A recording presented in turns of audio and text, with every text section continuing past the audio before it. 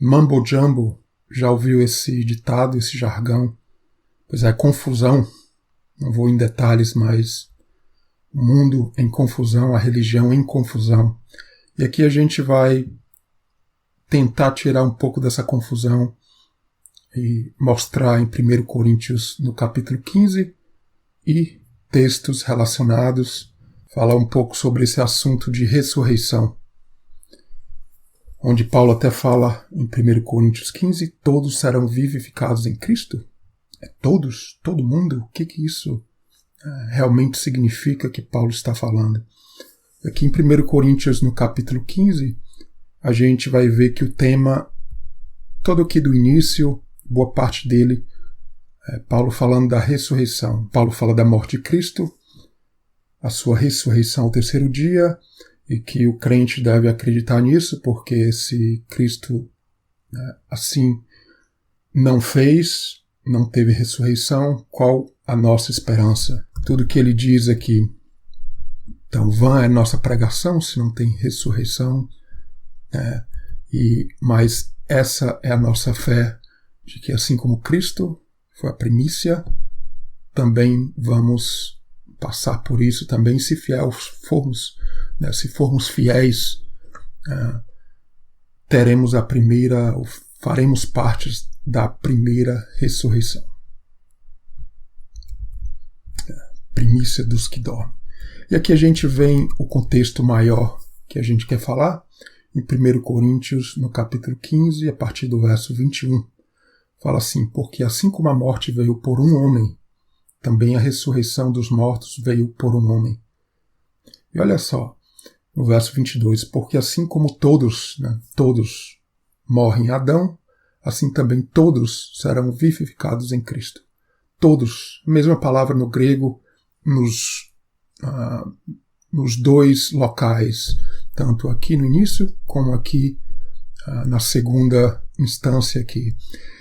E todos significa todos? Ou realmente apenas significa que em Cristo, todos que estão em Cristo serão vivificados? Em Adão a morte vem a todos, e quando eu digo que vem a todos, desde a criança, na verdade desde o feto da criança, do adolescente, do adulto, do velho, tema até para um outro estudo que a gente não aprofunda aqui.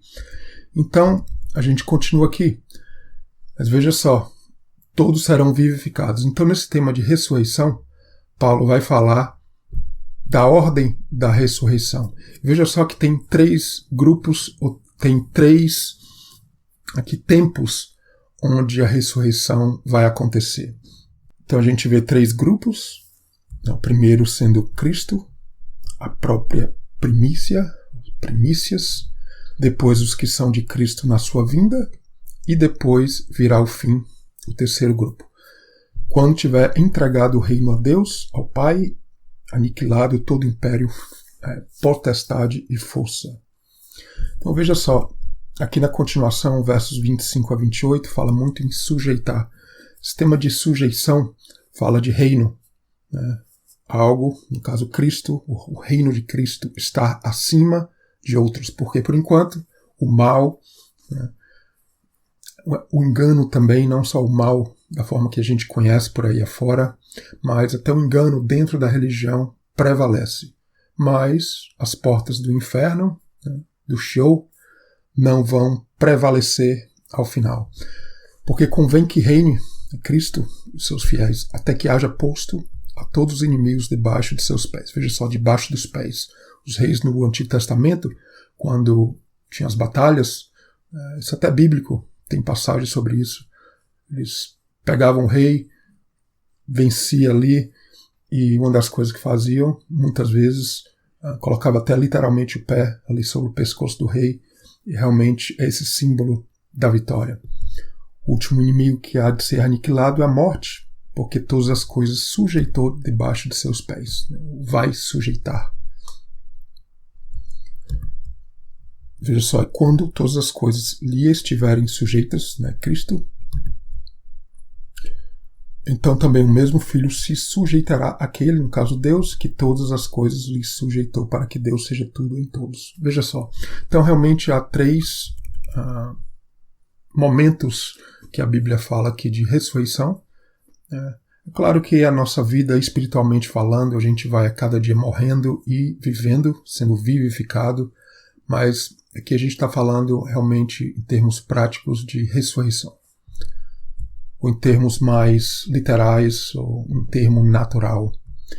Então, como eu falei, Jesus Cristo, a primícia, cerca de 2000 anos atrás, a sua ressurreição. Veja só, em segundo, os que são de Cristo na sua vinda, e depois, no 3, depois virá o fim, todos os inimigos debaixo de seus pés. Então, bem diferente do que a religião, até o cristianismo em larga escala, ensina sobre jogar no inferno, ou nesse inferno literal. A gente vai falar um pouquinho mais sobre isso.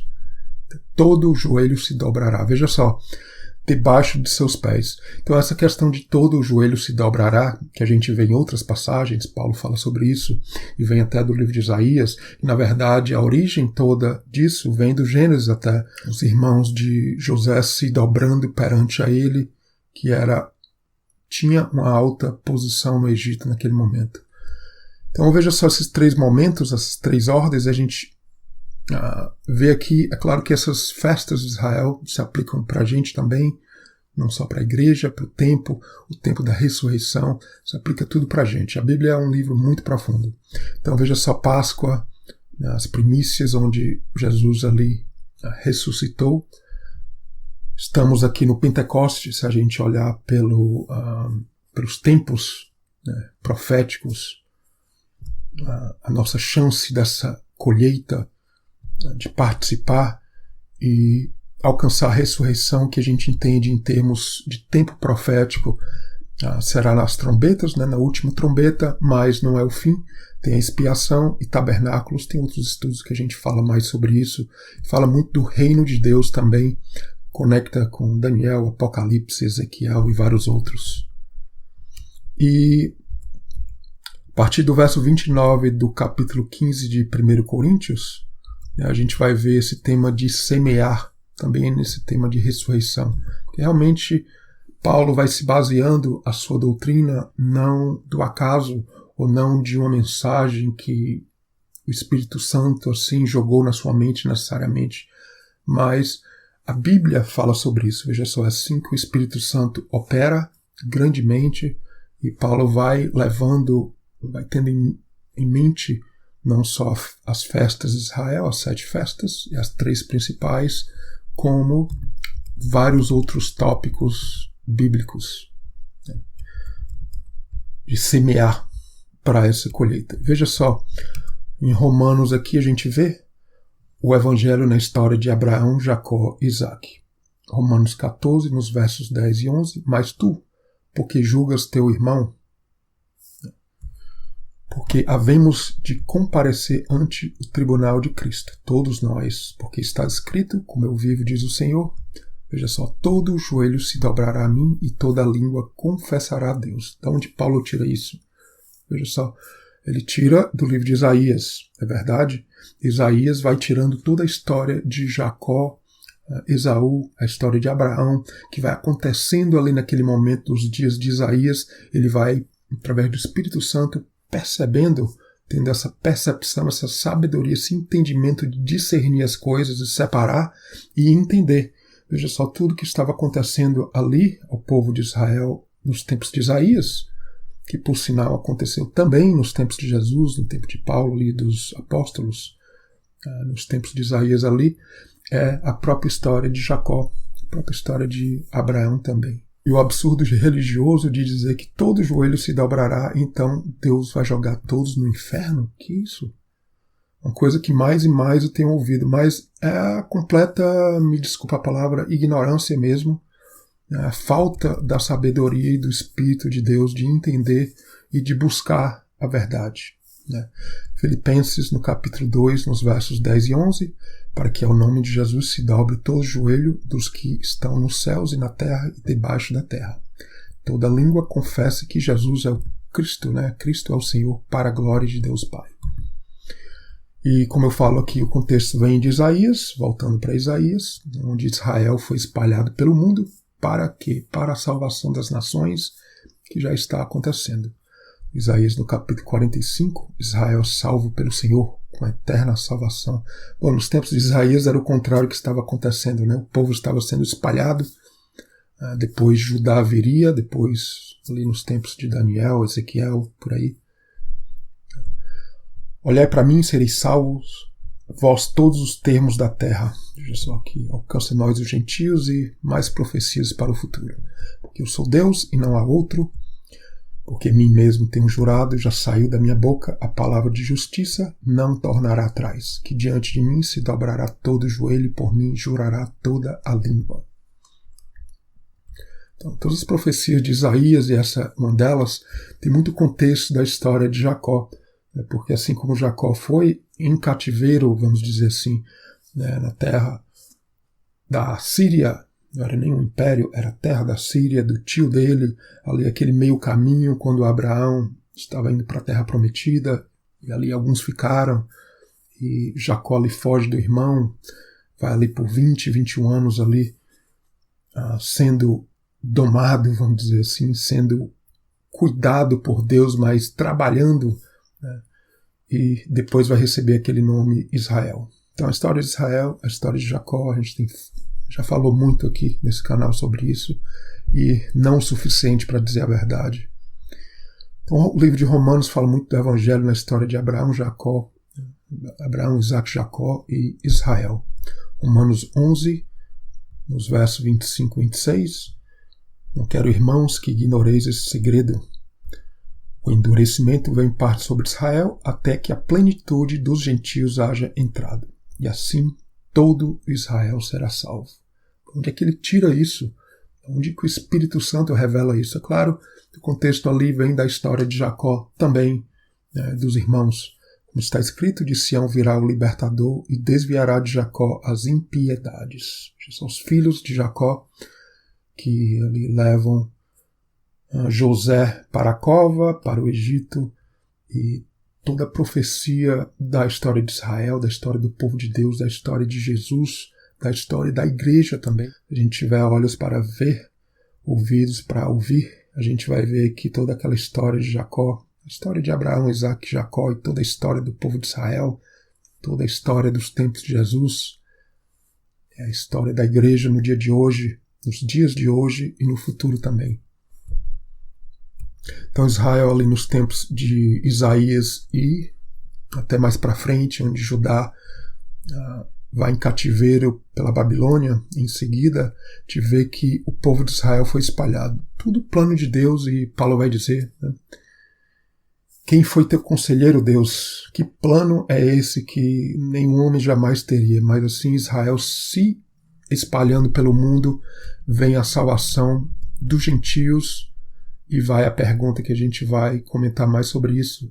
De todos? Pergunta do início.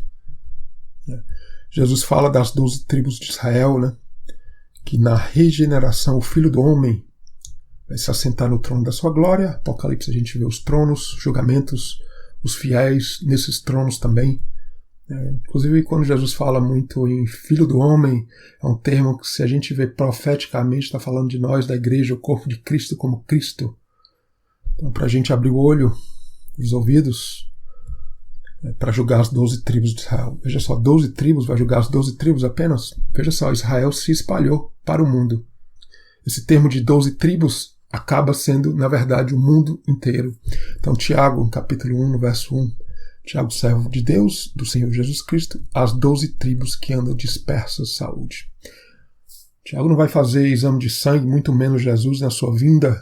Quem é Israel, quem não é, está tudo espalhado.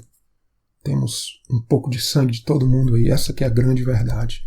1 Coríntios, no capítulo 6, a partir do verso 1 até 6, Paulo vai falar, né, que havemos de julgar anjos ou mensageiros, né? Como julgaremos, como estaremos em tronos. Paulo não tinha nenhum livro do Apocalipse, já sabia isso. Sabia de onde, como. O Espírito Santo revela, mas é claro, através de toda a profecia bíblica, não só as palavras de Jesus, que tem uma conexão com toda a história bíblica. E assim fala o Espírito Santo, né? Não mumble jumble. Mumble jumble é uma confusão, é uma Babilônia. Então a igreja de Coríntios ali, que estava ali em confusão, levando pessoas a juízo, para julgamento. E Paulo diz: não sabia que vocês, ou nós, né, se formos fiéis, vamos julgar o mundo? Vocês não sabem nem julgar as coisas desse mundo. Temos que ser sábios e entender isso, né? E como falei, todo joelho se dobrará, todo Israel será salvo. E aí todo Israel, Paulo está no Novo Testamento colocando ali, na verdade, um verso ou passagens que estão no Antigo Testamento, como no livro de Isaías, como tenho falado. Então, ele não está explicando necessariamente todos esses detalhes. Inclusive, o que a gente vai vendo é que se Israel foi espalhado, se tornou mundo, para onde Deus está querendo trazer toda essa salvação, se não para o mundo, não só agora, que já está acontecendo em parte, muito mais na vinda de Cristo. Então, nós fiéis julgaremos o mundo, né? Tronos, o livro do Apocalipse. E veja só, para finalizar, 2 Coríntios, no capítulo 3, no verso 6, né, devemos ser ministros de um novo testamento, assim como Paulo, não da letra, mas do Espírito. A letra mata, o Espírito vivifica. Então assim foi o evangelho que Paulo, principalmente Paulo, né, na sua conversão, né, teve toda aquela sabedoria e entendimento através do Espírito Santo e do conhecimento das Escrituras profético para saber das coisas escondidas, né, que estavam ali já desde o Antigo Testamento, das palavras de Jesus também, dos escritos de Jesus, e com certeza ele teve conhecimento. Então Paulo não conhecia o livro do Apocalipse, mas teve todo esse entendimento através do Espírito Santo. Veja só, imagine se ele tivesse conhecimento do Apocalipse que viria depois. Então Deus esconde as coisas. E por quê? Porque às vezes as coisas não são tão claras na Bíblia. A sabedoria que fala em 1 Coríntios, nos capítulos 1 a 3, até tivemos estudos recentes sobre isso. Até merece outro estudo sobre sabedoria que vai vir em seguida, em algum momento. Então a religião fica presa em suas tradições, e veja só, a maior parte das religiões e o cristianismo vive o ministério da letra, infelizmente, né, de mandamentos: faça isso, faça aquilo, se santifique dessa forma. E a gente sabe que, na verdade, a santificação, o entendimento e também a operação do Espírito tem muito que ver também pela própria palavra de Deus profeticamente. O ministério do Espírito começa pelo poder da palavra de Deus, né, sabedoria revelada nas coisas escondidas. E no livro do Apocalipse a gente vê, nesse tema de ressurreição, a gente vê os fiéis da primeira ressurreição, julgando em tronos. Veja só, vamos participar, se fiel formos, para julgar. Veja só, está em tronos. Quando fala ser reis e sacerdotes, fala disso. Está em tronos. Em tronos para julgar o mundo. Ali é o início do fim. Veja só, o terceiro ponto que a gente falou da ressurreição, onde julgaremos, vai ter toda a questão do lago de fogo, que nada mais é que julgamentos, né? O fogo a gente já passa desde hoje, e como diz Pedro, que a gente passe já agora, porque a igreja está sendo julgada primeiro. Pedro fala sobre isso. É isso que a gente vê, a história bíblica, como Israel foi julgado primeiro, Judá também, porque Deus está querendo separar um povo para que reine com ele. Não é complicado a gente entender. Não essa questão de arrebatamento e acabou-se e tudo fica por aqui, sem pé, sem cabeça. É verdade que há um fundo de verdade nisso, mas Deus vai instituir um reino onde ele vai sujeitar todos que estão aqui. Aí todos serão salvos. Eu posso te dizer com certeza, pela Bíblia, o que ela diz é que todos serão julgados de acordo com as suas obras. Você vê as palavras de Jesus, de Paulo, dos apóstolos, você vê isso no Apocalipse também, julgados de acordo com as suas obras. Dai a ela também. Dai a ela o que ela merece. Apocalipse fala sobre isso e fala também julgado de acordo com as suas obras. Então, é o princípio da lei, olho por olho, dente por dente. Deus não vai mudar isso. É claro que são coisas proféticas, né? Onde é que o inferno eterno, literal, se encaixa em de acordo com as suas obras, que Deus é esse. Esse é o Deus formado e talhado, né, como um ídolo pela religião. Esse é o Deus da religião, infelizmente, dos ídolos, né? Um Deus talhado, moldado de acordo com o pensamento humano. E a religião está cheia disso, né? Não é dos nossos dias agora, não é um privilégio, infelizmente, né? Na verdade, nada de privilégio. É uma coisa que já acontece para o povo de Deus já há muito tempo.